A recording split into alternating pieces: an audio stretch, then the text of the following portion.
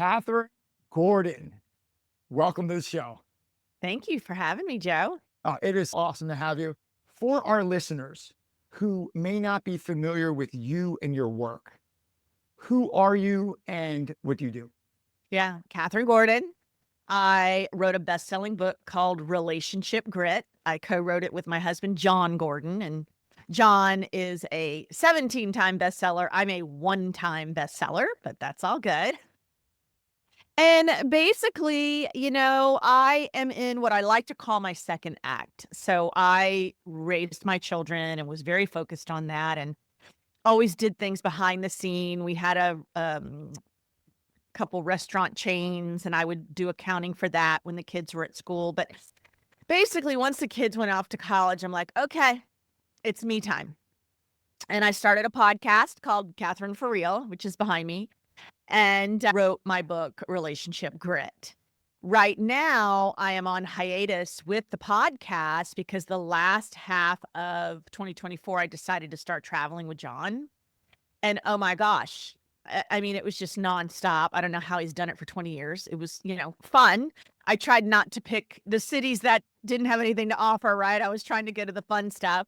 And now I just started a publishing company called Gordon Publishing. So, so many people, what I found when I was out traveling with Jon is everybody has a story and those stories need to be told. It's so hard to get with a big box publisher. You have to have a huge platform and, guaranteed book sales. And so I wanted to be able to find a solution for anyone that wanted to write a book and get that book out. And the good news is I actually have some avenues now that it can hit a USA Today bestseller list, which wasn't possible before.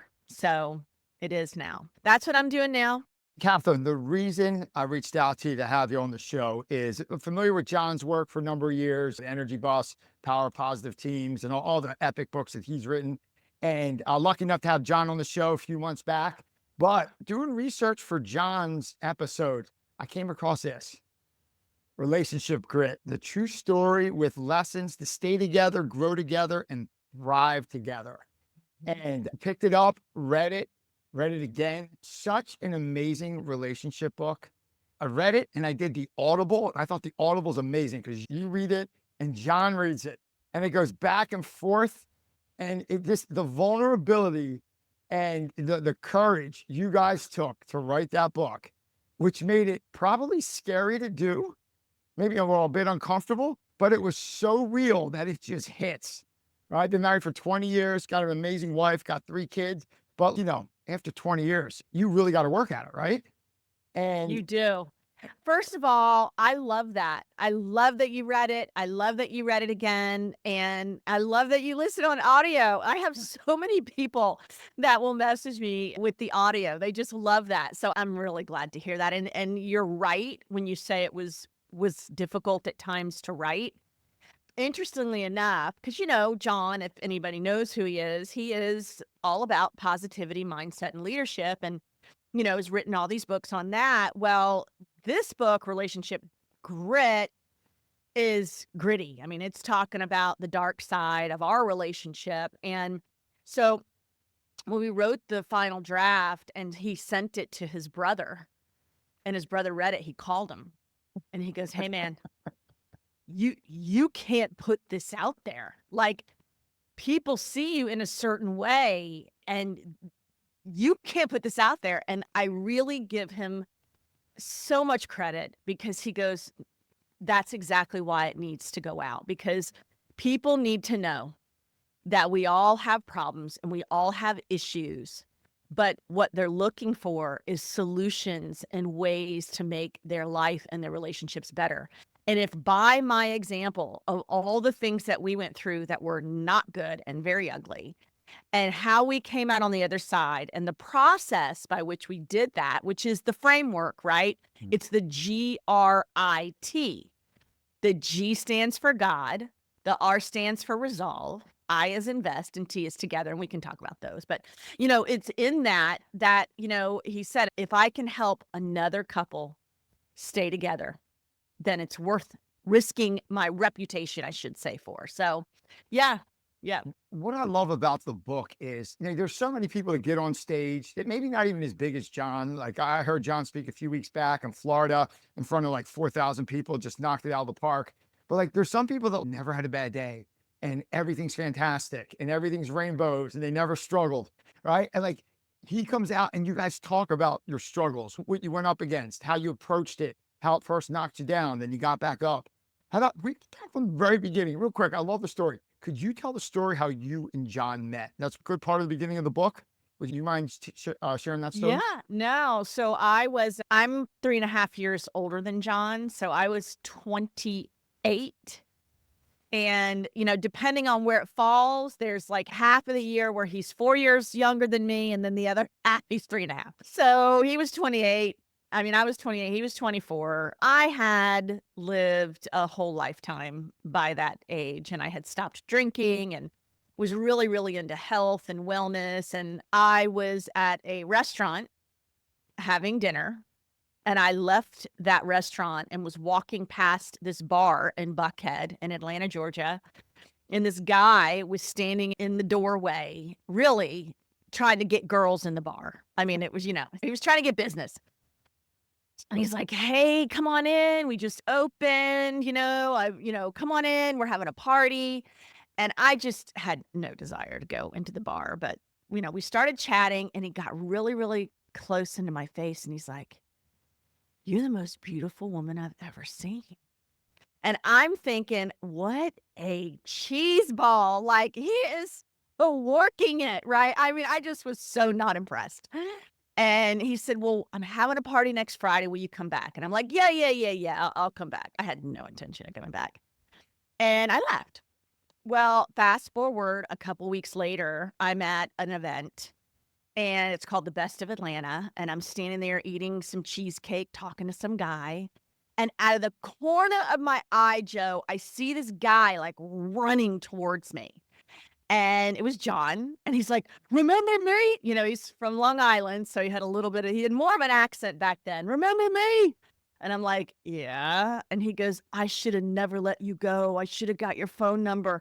I need your phone number. I need your phone." So I gave him my card, and I just kind of shoot him away. Like I just was not interested in talking to him. Well, oh my gosh, he kept calling me and calling me and calling me. And this is back in the day of caller ID, right? So I'd kind of see him calling. I'd be like, "Oh my gosh." So finally, one time I did get on the phone with him and have a conversation. I thought, okay. I mean, he had some substance. He was an Ivy League graduate. So I'm like, okay, he's pretty smart. So I thought, well, I'll go out with him sometime. And then every time I would agree, it happened 4 or 5 times. I'd say, "Yes, I want to go," or "Yes, I'm going to go." And I'd cancel. So this one last time he called and I was on the other line with my girlfriend. I see he's calling in. I'm supposed to meet him that night and I just didn't feel like it. And he calls and he's like, "I'm just confirming that we're still," and I said, "I don't think I can make it." And he said, "Listen, if you don't go out with me tonight, we're never going out." And I don't know what it is. I thought, because who is this guy? Like, I don't even like him, and but it was just enough, like, I clicked over to my girlfriend, and I'm like, "You're not gonna believe what this guy's saying to me." And she was like, "Oh my god, you just gotta go out with him." So I was like, "Okay." So I literally meet him that night. I didn't put on any makeup. I didn't do my hair. I did not look good. It's so funny to this day. It's like, that is not the woman that I met in front of the park bench at that event. Like, I didn't care. And the funny thing is, and I don't even know if this is in the book, because you remember I said I didn't drink. Well, here's this guy that I just met, and he is guzzling Captain Morgan's and Coke. And I'm like, "Oh, great. Alcoholic, owns a bar." Like I had just painted this whole picture of him. And meanwhile, the guy, I think I could count on one hand how many times he's drank in our almost 30-year relationship. Like he was just so nervous. So anyway, we left that night. I still wasn't interested in him. I went off with some girlfriends to a girls' retreat in Amelia Island, Florida. And I had this list of guys I was dating. I was dating this professional wrestler, Barry Windham. I was dating this guy, oh my gosh, Lewis Levin, who was Michael Bolton's manager. Like I was dating all these kind of high profile guys, but nothing it was nothing significant or serious. So anyway, I'm scratching them off, and John wasn't even on the list. But I got back into town that Sunday, and for some reason, Joe, I called him and I said, I'm back in town. And he came running over, and we stayed up all night on the sofa, not making out, but talking about God. Really? And yep. And we have been together ever since. Wow. Yep. So you start dating, you get married, and you take us from there. Actually, you get Yeah, married. well, and all that happened so quickly. Like Yeah. after that, he moved in with me like 2 months later. And then 6 months in, we got engaged. A year in, we bought a house together. And then we were married 6 months after that. So that was all a year and a half. And then I get pregnant 2 months later. And I didn't think I could get pregnant. I'd had a lot of issues. And so we had talked about like after, 5 years, if, I couldn't get pregnant, I got pregnant right off the bat. Poor John, he was running for city council and literally going door to door, trying, knocking on doors, trying to get people to, vote for him. And he comes home and I'm like, I'm pregnant. And he was like, I'm not ready. I'm like, you better get ready. You better get ready. And so, it was just nonstop. And, it was a lot happening, and we were fighting through the whole thing. And for some reason, we did continue to stay together. We actually got a therapist, and the first therapist we got laughed at us. Like we came in, we're distraught, and she laughed right in our face. So we ended up having this other therapist who actually I say in the book was pretty much on John's side and said, oh, Kathryn, you go from 0 to 60 just like that. And I mean, I wanted to walk out, but I realized like that's kind of what we needed for John to be able to stay in the therapy and us to work through it. So now, of course, it's a running joke, when I get mad, my kids or somebody go, oh, mom, you're like that. And so, in our life, I live with an entrepreneur. And so it's like we start to have a little bit of money to pay bills and have food. And then all of a sudden we have nothing. I mean, it was always like this. I mean, there were times when we did not know where we were going to get the money for our next grocery run. I mean, seriously. And then slowly but surely, we started to have some success in that. But that causes a lot of turmoil, and it causes couples to fight. Money is one of the biggest things that people fight about besides sex, if you want to be honest.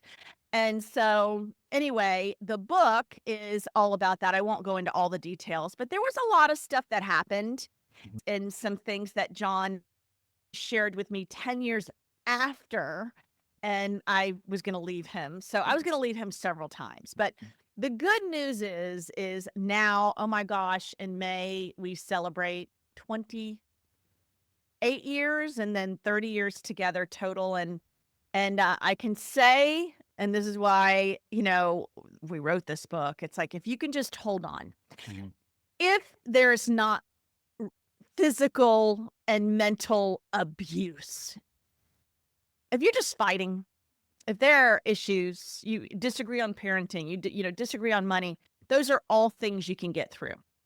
Right. Yeah. And so the book kind of shares how that all took place and then goes through that framework. And that's why I was saying that G.R.I.T framework. Yep. And we can talk about that if you want to, because I think it's so important. Definitely want to get there. A couple things to unpack, right? One, just to touch on a couple things. You mentioned in the book, you fought a lot. And I think a lot of married couples fight a lot. And I find this so true. I know from my relationship with my wife, the people that know us real well say that, wow, you communicate really well. Like we have those hard conversations. And you mentioned in the book, there's so many couples that you knew that did nothing but kiss each other at tennis when they switched sides of pickleball. And they were the most perfect thing. And what happened to all of them? They all what? Right. They all got divorced. Every one of them, you mentioned every one of those couples, you couldn't believe how like lovey-dovey in public got divorced and you never saw them fight.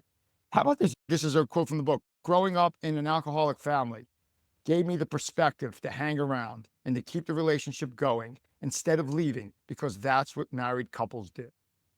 I found that really strong. How much do you think of from what you saw growing up kind of instilled in you as like a fighter in your marriage instead of just like, oh, it got hard, let me leave?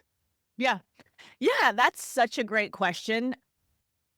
What was modeled to me, my parents did not have a good relationship. They were both alcoholics. My father was a Navy pilot, so he was flying all over the world and he had a lot of girlfriends and, so he wasn't very faithful. And, my mother, just by the sheer fact of some things that had happened to her growing up, she wasn't very loving. Like I knew she loved me, but she wasn't a very affectionate woman.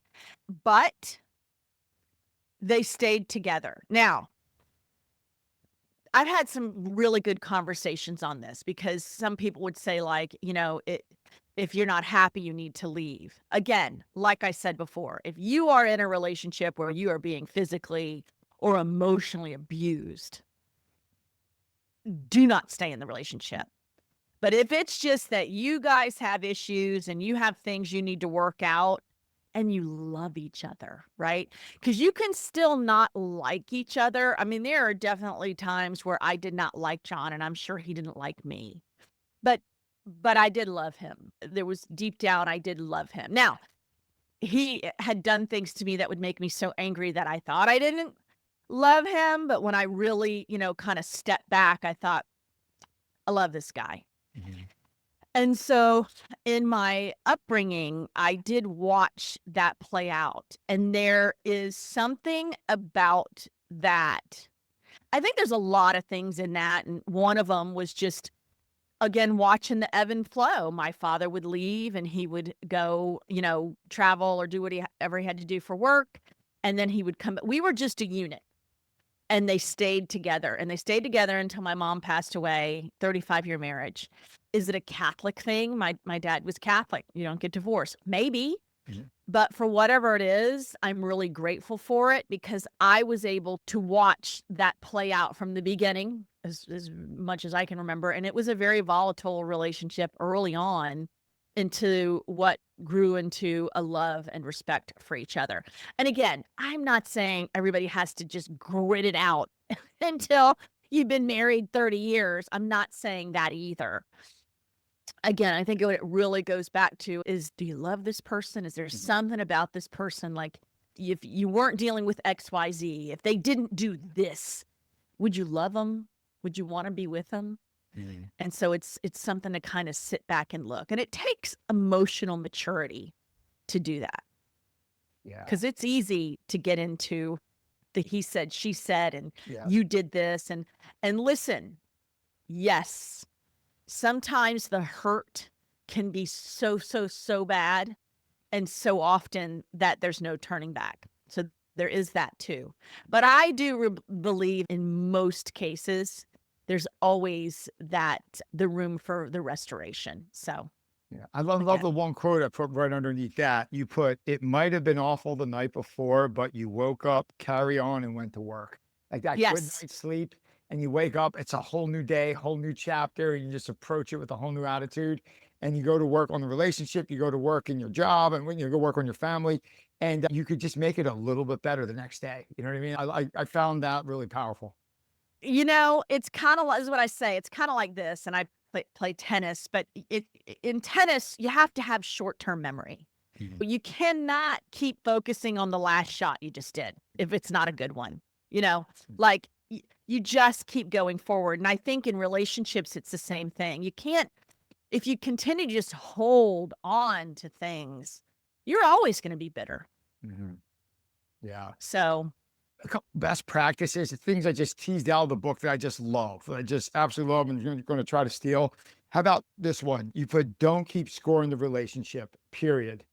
Everything has a season. Sometimes you give more, sometimes you get more, but it's a flow, right? And it's never going to be equal in one day, 1 week, 1 month. It'll equal out over the course of a long period of time, but like you can't keep score. And I'm Sicilian, and like we keep score. Like it's just we keep score. Being Italian, we even so much like when growing up, like when we went to people's weddings, Like our family would have a spreadsheet of what everyone gave us 5 years ago. Like their daughter got married 5 years ago and they gave $300. So when they go to the wedding 3 years later for their son, they're going to give $300. Like you keep score. That's so crazy. Yeah, yeah. That's so funny, all those kind of family dynamics like that. Yeah, I think I always say, it's like riding a roller coaster, but we'll get into that in a minute. But in terms of keeping score, nothing's equal. There's always going to be a time when one of you is giving more than the other, Mhm. and in a different capacity. And so you can't. Here's an example. I'll never forget, I was in a mommy and me class when I had our daughter, and we're all young moms sitting around, and two of the women were having issues with their husband, but one of them was because the woman had not gone back to work yet. And this guy just was really, really making her feel really bad about that. And I just thought, that's such a shame. They end up getting a divorce. And I thought, man, if he could have just given her some grace. And I understand. This is why I always try to say I understand, the young couples. Like, there's a lot of pressure on men. There is a lot of pressure on men. And I get that, especially if you want to be the breadwinner or you want to, be the man of the family. But at the same time, you have to not point the fingers at your partner or compare them.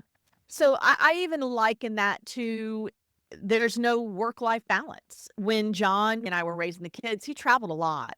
So it wasn't like we were sitting home every Sunday to have dinner. It wasn't, we didn't have that kind of a family dynamic, but we would we'd sit and look at the calendar and pick certain times that we were going on vacation. And so, John, if he's writing a book, we don't even talk. Like he's doing like, but I know, okay, Christmas time, we're going to get, I'm not saying we don't talk in general, but I'm saying like, it doesn't have to be this equal thing where he always has to, have time to do this. And I'm always doing this. It's always been an ebb and flow. So don't keep score. Yeah. Right. Because if you do, you both lose. You both lose. That's so true. Yeah. That's such, if you just take that out of the book and throw the rest of it away when there's so much more good stuff, that book's gold. And then I love this one. And this is something I know I can do a lot better of. Compliment each other. Mm-hmm. Compliment, compliment, compliment. I know Yep. that I take a lot for granted in my head. I'm like, oh, that's great. Or like, she looks pretty. Or like, what a fun night. And like, I just keep it in my head and I don't verbally say it. Can you speak to the importance of just compliment? I sure can, because I have a story, Joe, and I got to be honest with you. I got to reread my book because I don't know what part, what I told in the book and what I just say when I'm talking to people now, because I go around and do keynotes. But so I thought, oh gosh, I need to make sure. You can tell me if this is in the book. But Right. one time it was the kids were middle school and John was traveling all the time. And it was a stressful time. Both of my kids played elite sports. So I was always having to run her to lacrosse tournaments. My son was a tennis player. I was out of town almost every single weekend, somewhere in the heat in Florida. So, I'd get home. I was trying to play catch up. And it was such a catch-22 because if he was winning, then you had to stay till Monday. Mhm. So it was a good thing. You wanted that. But the bad part of that was I could never get caught up. It was like the hardest time in my life. And anyway, John walks in one morning. The kids are late for school. I'm trying to make lunches. And P.S., both my kids have gluten allergies. So like I had to prepare everything. It wasn't like I could just, stop and get Hardee's or whatever. So it was just a real hard time. So John walks in the office. He's wheeling his suitcase. He's got his suit on and he's getting ready to leave. He's grabbing something. And I looked over. And first of all, Joe, I want to tell you, my hair was like I was disheveled. I was wearing a nightgown. I'm racing. I was a wreck. And I did not feel good about myself. Let's just say that. I hadn't been working out. Again, so busy with the kids. Jon Gordon comes strutting in the, kitchen, and he looked so handsome.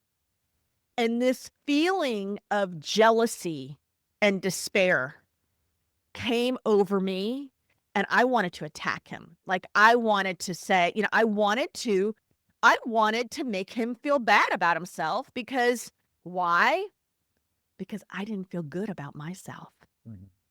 And for some reason in that moment, something hit me and it was like a jolting and I realized that was happening and I did the opposite.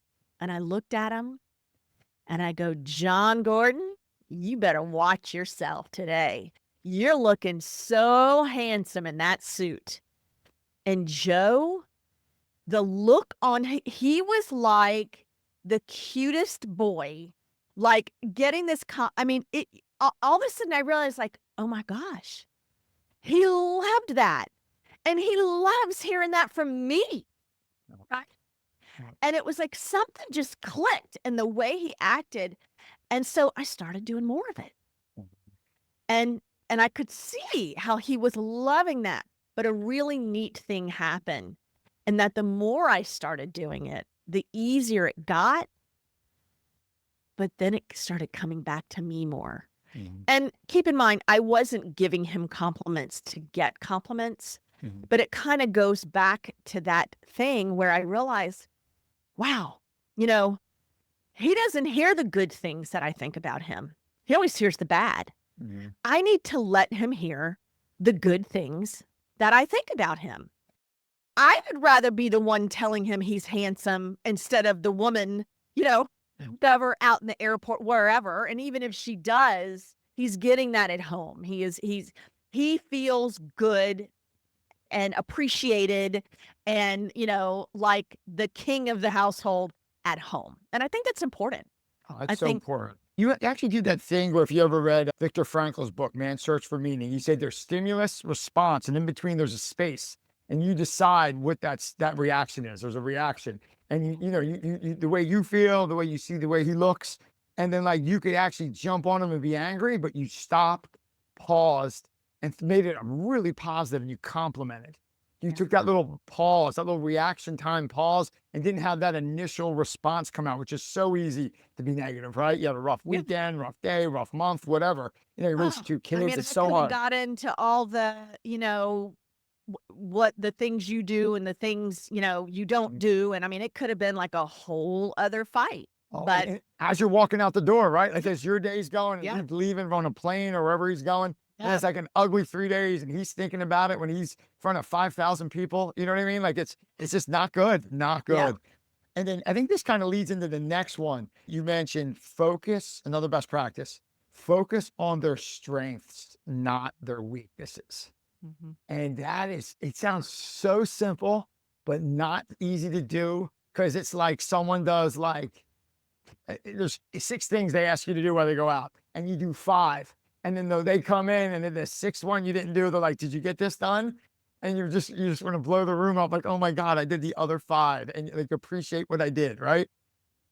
Well, and that's exactly, one of the things that happened with John and I is when we had the restaurants, it was a lot for me to try to get done on the back end before my kids got off the bus. And, John walks in and I had 50 things to do. I did 49, right? Like he walks in and asks me about that one thing that I didn't do. And I mean, I lost it. I was like, "Hey, lost." You can't do that. You have to acknowledge. So I'll tell you some really neat things. So that's the point I want to make. Like when I'm sharing these things with you, I'm sharing them because there's situations in most instances that we did go through. I mean, Jon Gordon he could be so critical and he was a ball of nerves. When we were raising the kids, he was not very patient, right? So there was all these things there. But the neat thing is when you can get to the other side and really just acknowledge people's strengths or your partner's strength and Yeah. weaknesses. Here's an example. Jon Gordon is not handy. I mean, he is not handy. I'm the handy one. And so to this day, when something happens, my kids will go, Mom, something's going on with my dryer. Can you come fix it? Mom, I hear something up in my attic. I'm not kidding you. Like I'm that person. John is not. Now, I could totally have used that against him and been like, you need to be a real man, right? Because there's a whole, isn't that what real men do? That's what my dad did. But I finally realized, like, you know what? That's not his strength. And so, but guess what? I go to him, I call him not Chat GPT, but Jon GPT, because when I have something I'm gonna, the guy is like a writing genius, right? So, you just gotta have to acknowledge, the strengths and the differences with each of you and move on. That's so great. I think I come from the Jon Gordon School of Home Improvement because my wife's the one hanging pictures. I think I got some strengths, but doing anything technical around the house is not one of them. So I can commiserate with Jon. Well, I don't know if you ever heard Jon talk about this. When he was growing up, his dad, New York City cop, said to him and his brother, "Oh, yeah, I could see you two now. The law firm of useless and useless." Because neither one of them could do anything handy. Like, that's a great line. I know. Like New York, Philly people, like Dad's got the best one-liners. Yeah. And one note I just glanced over when we talk about communicate. I love how you tie in I think the most powerful line Jon wrote in any of his great books is the part why to communicate. Because the idea is where there is a void in communication, negativity will fill it and happens almost 100% of the time. Right? Well, that is my favorite Jon Gordon quote. Funny you said that. That's my favorite. I just used it again today. I'm dealing with an attorney. I'm not hearing back. I finally just sent him an email with the quote, where there's a void in communication, negativity will fill it. It's the truth. Yeah. Do we ever, you don't hear from someone, do you automatically think, oh, they just really like me? And no, the minute you don't hear from someone, the minute they're not communicating, you're like, something's wrong. They're mad at me. We always go negative. Yeah, it's so true. Another best practice I just love, just looking at my notes here. I think we used to do this, but I don't think we've done this lately. The team meeting. Like you just get together as a family, as a couple, and just like kind of sketch out what's the good, bad. Can you speak about the team meeting with the family? That's so powerful. The only regret I have about the team meeting, Joe, we didn't start soon enough. Like, it was such a time for us to connect. And I'm telling you, it wasn't easy. Like, we would, nobody wanted to sit down. Nobody wanted to stop what they were doing. If they were on their computer, whatever they were doing, and, it'd be like team meeting, like everybody, family meeting, everybody would roll their eyes. And again, sometimes it was me. Like, I'd be, standing at the kitchen trying to, make something, whatever. But we sat down. And the kids might be fighting. Mhm. I might be distracted, but we still did it. And I have to tell you, 9 times out of 10, when we did this, when we sat down and we checked in, so what did we do? We would see how each of us was doing. Jon would read some kind of like a motivational or, could be scripture, could be just something powerful that was, thought-provoking. Mhm. And we might discuss it. And then we'd talk about our one words, because every year we each picked our own word and we'd talk about that.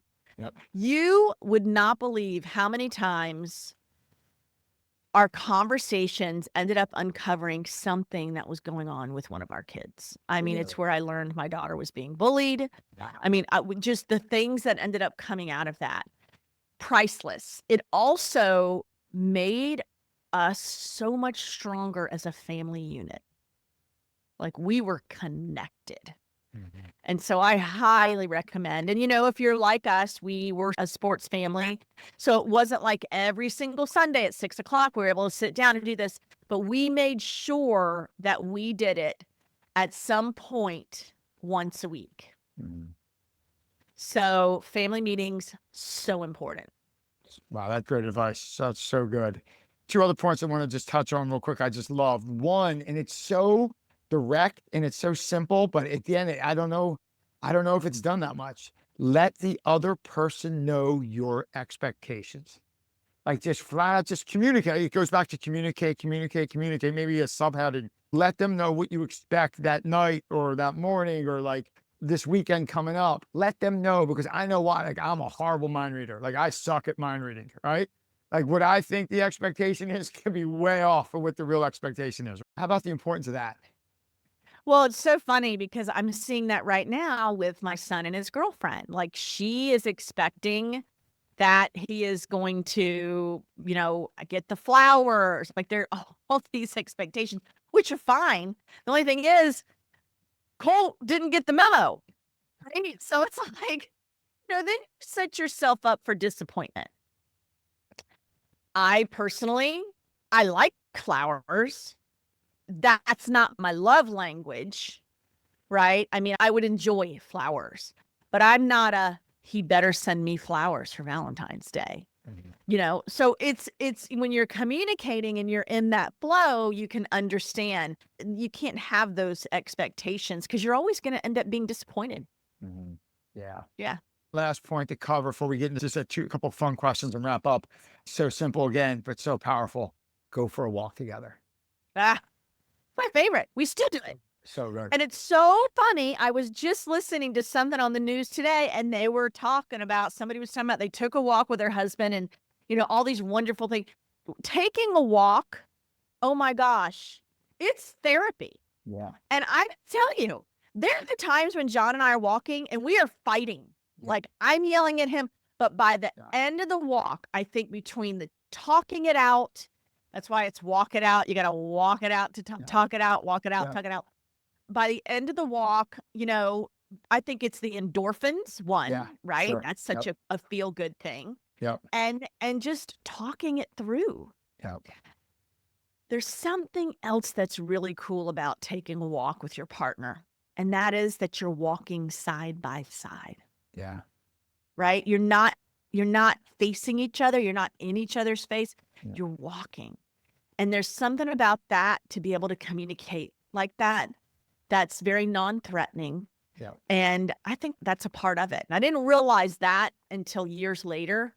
And it's a part of the benefit of taking the walk. So, and I also, I know a lot of young couples, it's a lot harder for them to just get out the door and leave the kids in the house to walk. Yeah. In that case, go sit out on the back. You're not going to get the endorphins of going for a walk, but go sit out on the back patio.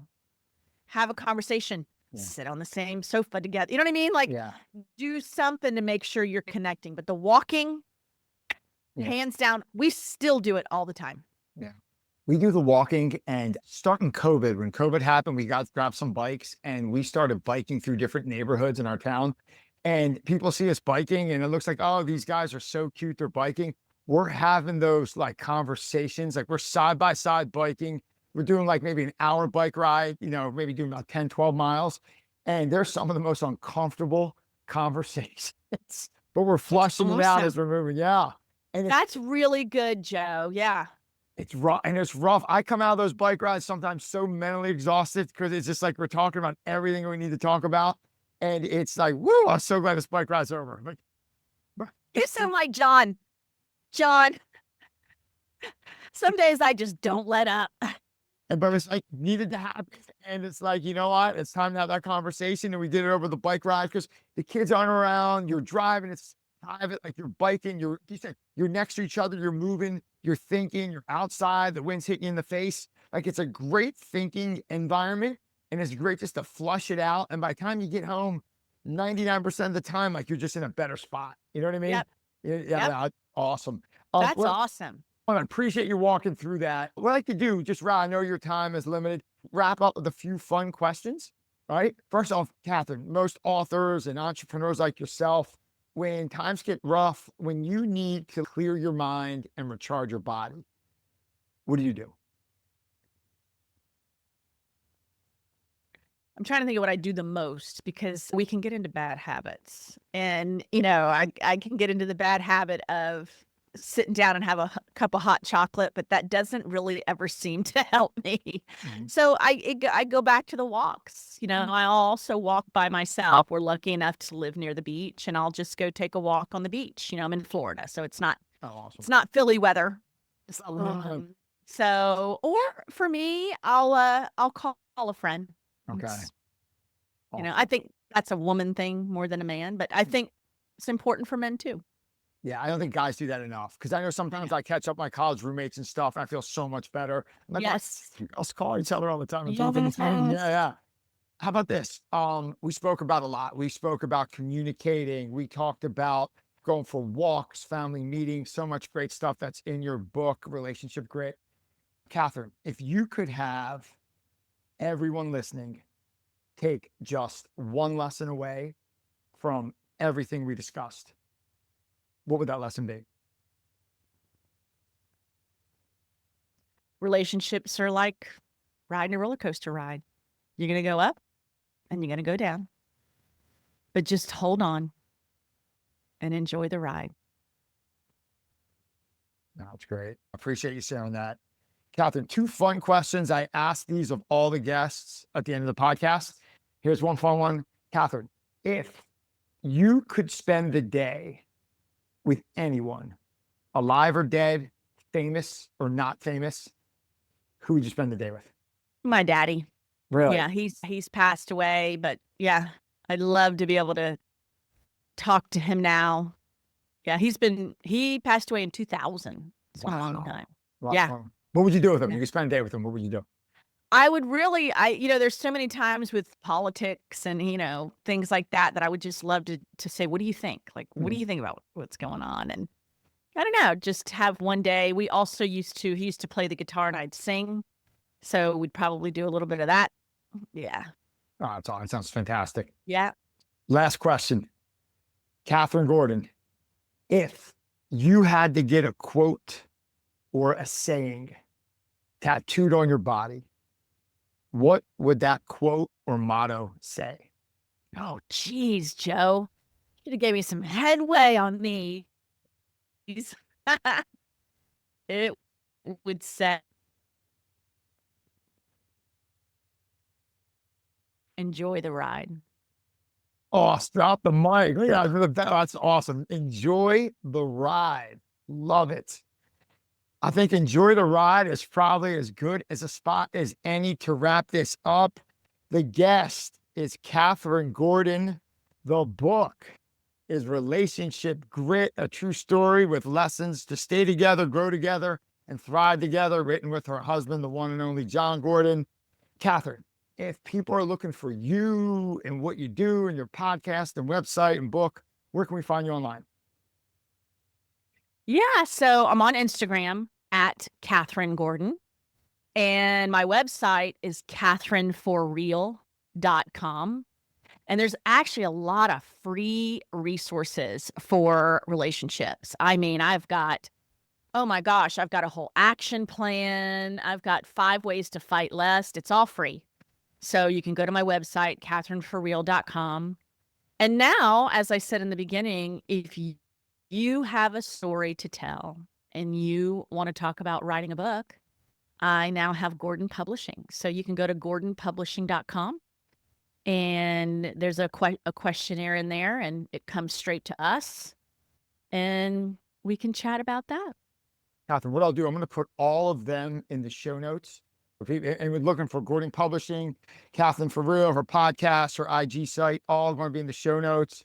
But Kathryn, I'd like to thank you for joining us. Thank you for writing such an awesome book and wish you and Jon nothing but continued success with your family, relationship, and all the great books and projects you're putting out into the world. You're really making a difference. So thank you. Joe, thank you so much. And I just want to say, it's podcasts like this and people like you that I love to talk to because you get it. Like you clearly really, really get the concepts in the book.